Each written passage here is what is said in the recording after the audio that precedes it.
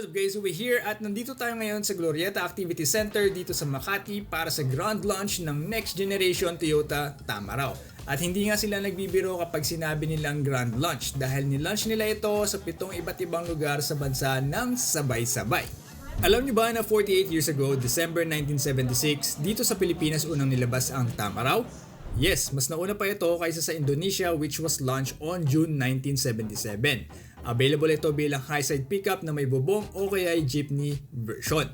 Ang makina naman nito ay yung 1.2 liter 3kh engine na nagproduce ng 61 horsepower. At ito ay nagkakahalaga noon ng 21,800 pesos. Now, back at the present time, pinakita ng Toyota Motor Philippines ang iba't ibang model ng next generation Tamaraw. Tulad ng drop side, LED display, mobile service, utility van, camper RV, at marami pang iba. In-announce ng Toyota Motor Philippines ang unang set ng models na magiging available sa January 2025. Ito ay yung GL Dropside Automatic, Dropside Manual, Utility Van Manual, at Aluminum Cargo Manual. All are powered by the 2.4 liter 2GT engine na makikita rin sa Hilux at Fortuner na 4x2. Meron itong 150 horsepower for all the mentioned variants pero pagdating sa torque, ang GL Dropside ay may 400 Nm of torque samantalang yung iba ay meron lamang 343 Nm of torque. Lahat ng yan ay long wheelbase version. Ang mga short wheelbase version ay magiging available somewhere around March according sa mga executive ng Toyota. Ngayon tignan naman natin ng malapitan at alamin ang mga specs at presyo ng mga ito. Simulan natin sa Dropside Manual.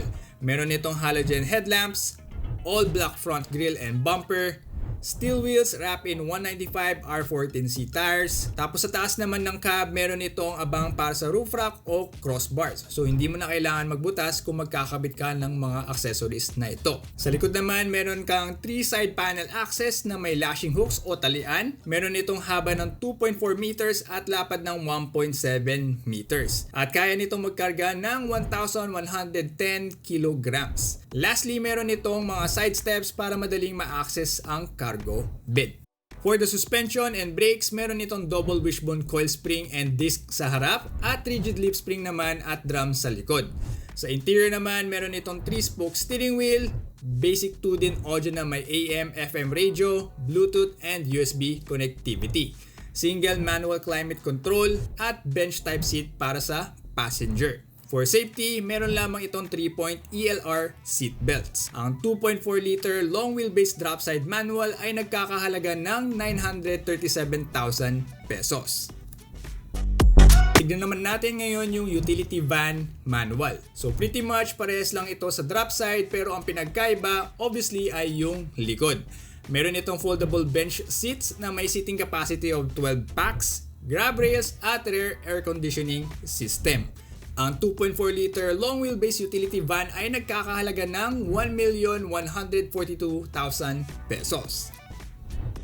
Ngayon ang aluminum cargo naman, ngunit wala silang display nito dito sa Glorieta. Pero tulad ng dropside at utility van, yung likod lang naman ang pinagkaiban nito. Meron itong 5.86 cubic meter na aluminum box, standard locking system, interior light at door lock holder. Ang 2.4 liter long wheelbase aluminum cargo ay nagkakahalaga ng 1,041,000 pesos. Lastly, tignan naman natin ang GL Dropside. Meron itong LED headlamp at DRL, may body colored accents sa front grille, silver Toyota logo, tapos instead na steel wheels, meron itong 16-inch alloy wheels wrapped in 215/65 R16 tires. Pero itong naka-display ay naka-aftermarket wheels and tires na rin. Sa interior naman, meron itong 4-spoke steering wheel tulad nung sa Hilux and instead na all-black interior, meron itong mga orange accent. Meron din itong 7-inch display audio na may Android Auto at Apple CarPlay, center console, separate seats both with 4-way adjustment, and power adjust rear view mirror.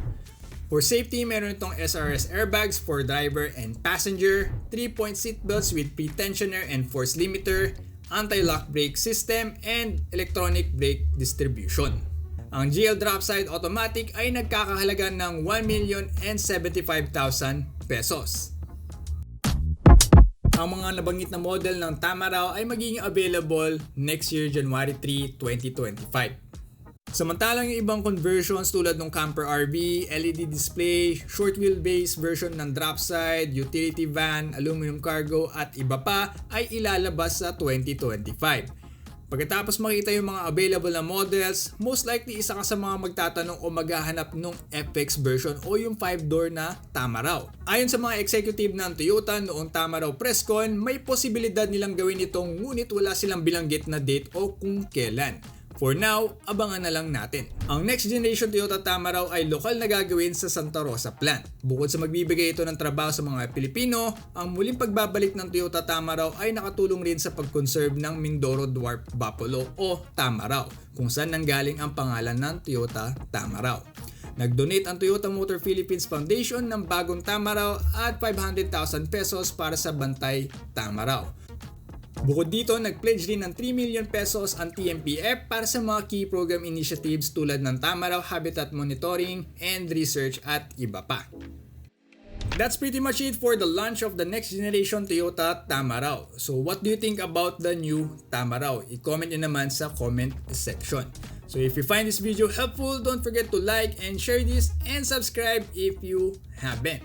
So guys, thanks for watching and see you on the next vid.